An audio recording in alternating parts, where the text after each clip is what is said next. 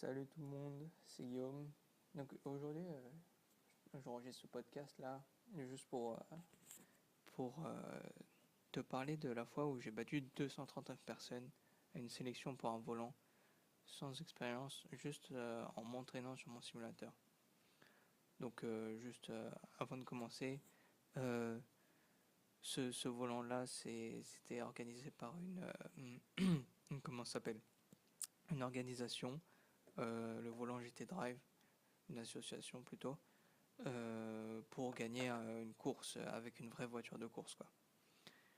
Donc, comment j'ai pu battre ces 239 personnes sans expérience et juste en m'entraînant sur mon simulateur.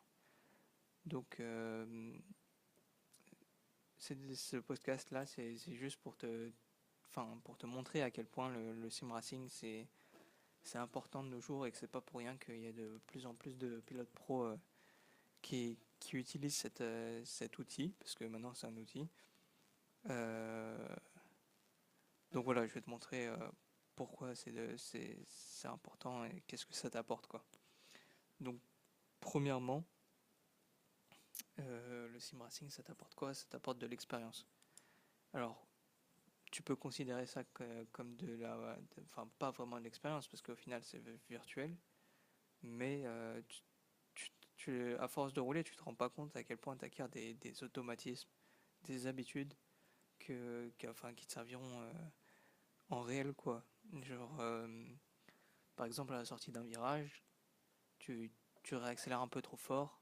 Ton réflexe, c'est comment ça s'appelle, de retirer ton pied droit de l'accélérateur doucement et de contrebraquer pour rattraper la voiture. Alors que quand t'es débutant et que tu fais ça directement la première fois en réel, bah tu spins, quoi, tu fais un tête à queue et puis t'es à l'envers et tu perds beaucoup de temps. Si c'est un chrono ou même si t'es en course, tu perds beaucoup de place. Donc voilà, le sim racing, ça t'apporte de l'expérience. Donc par exemple, je vais te parler les trajectoires, quoi. Enfin, les trajectoires extérieures, intérieures, extérieures, pour la notion la plus basique, mais même si c'est un peu plus compliqué que ça, j'en reparlerai sûrement plus tard. La vision, ça te, enfin, on est habitué quand on roule normalement avec une vraie voiture, avec une voiture normale en ville ou quoi, tu regardes pas plus loin que l'intersection qui est devant toi, quoi, ou même juste la voiture qui est devant toi, ou même pas plus loin que ton capot des fois. J'ai vu ça, généralement ça arrive. Et le sim racing, ça t'apporte enfin quand tu t'entraînes même tout seul ou à plusieurs, ça dépend.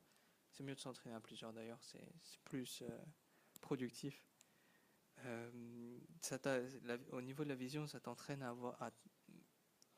pas que la vision centrale, parce que la vision centrale c'est utile. Il faut que tu regardes très loin devant pour anticiper au maximum.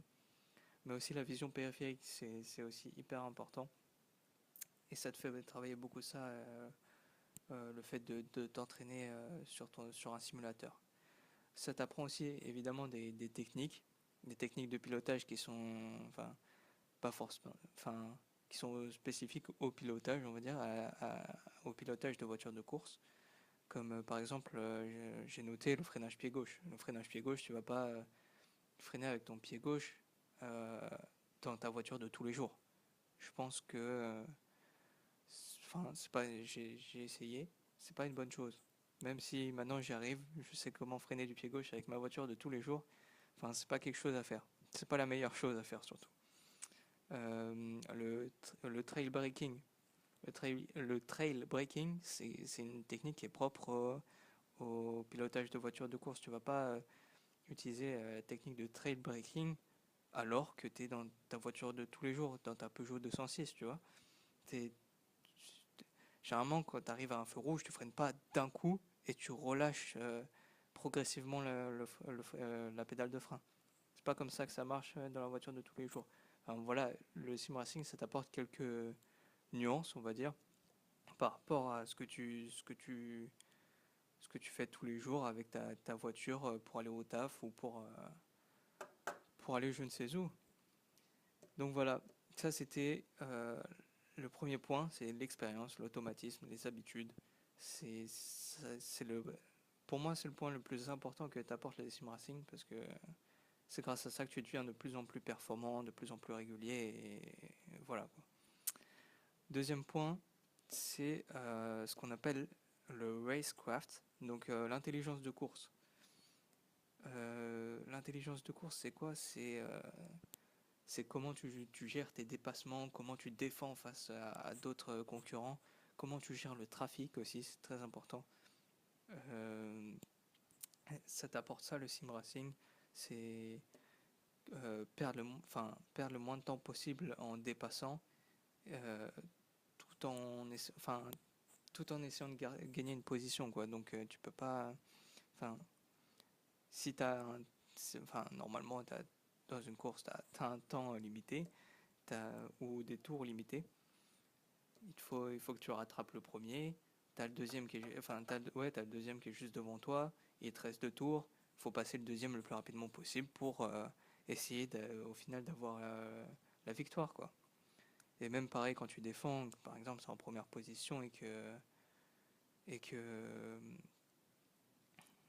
enfin, que t'es en première position et que le deuxième t'attaque, ça t'apporte ça le sim racing. Tu sais où placer ta voiture pour pas que la- le gars derrière toi te dépasse quoi.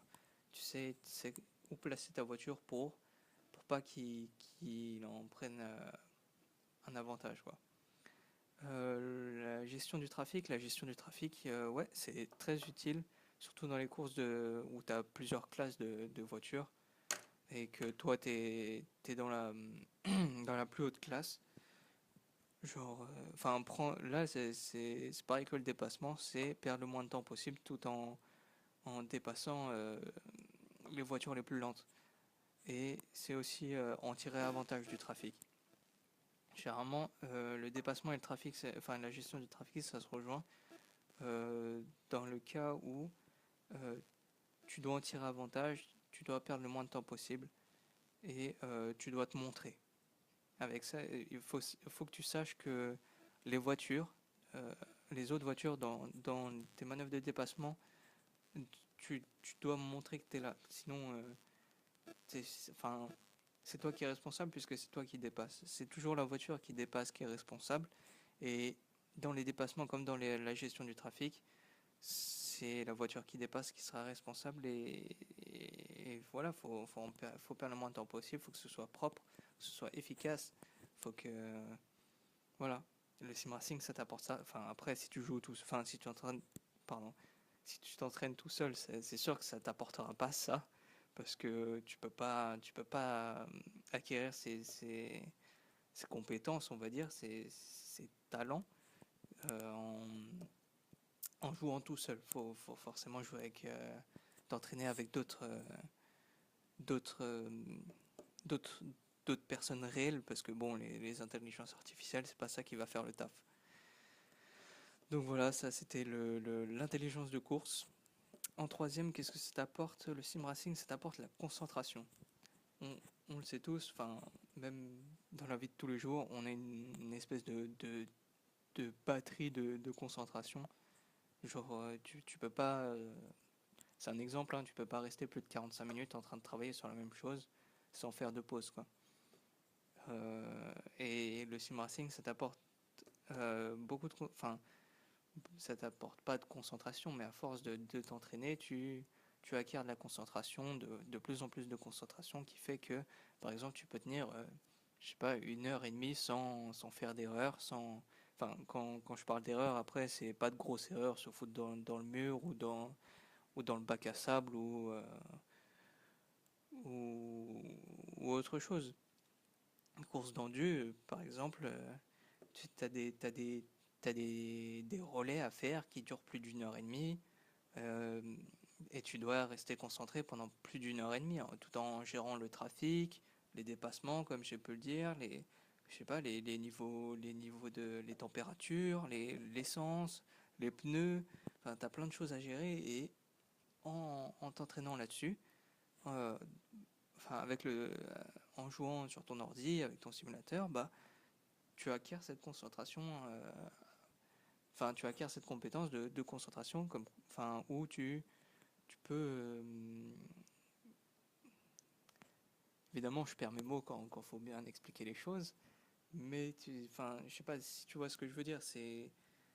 La concentration, c'est quelque chose de très important, parce que enfin, sinon, tu perds la course, tu peux pas gagner une course sans être focus à 100% sur ton objectif qui est logiquement enfin, de gagner ou de finir la course ou de finir le plus haut possible, quoi. Donc voilà, le sim racing, ça apporte aussi de la concentration. Et le quatrième point, je pense le moins important, on va dire, même si c'est tout aussi important, c'est que le sim racing, ça a une bibliothèque de voitures et de circuits qui est fidèle à la réalité. Et c'est en partie pour ça que j'ai pu battre ces 239 personnes à cette sélection. C'est parce que j'ai choisi, enfin, j'ai choisi une voiture et un circuit qui ressemblait à, à, à la voiture qu'on pilotait sur le circuit qu'on pilotait. Et c'est grâce à ça, ouais, que j'ai pu m'entraîner au niveau du pilotage, au niveau de la lecture des trajectoires et tout. C'est comme ça que j'ai pu gagner cette sélection et sans avoir aucune expérience en réel.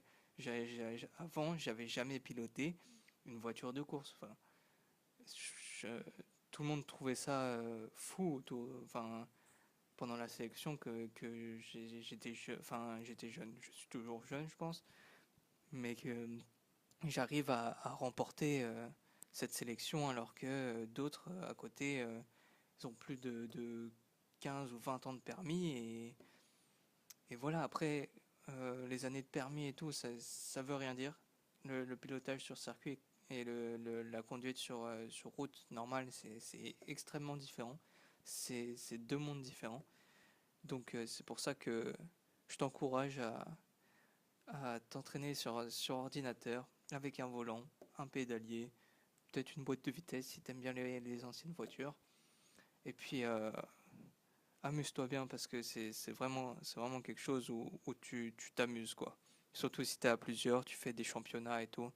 C'est quelque chose où tu t'éclates. Donc voilà, c'était tout pour aujourd'hui et puis je te dis à la prochaine.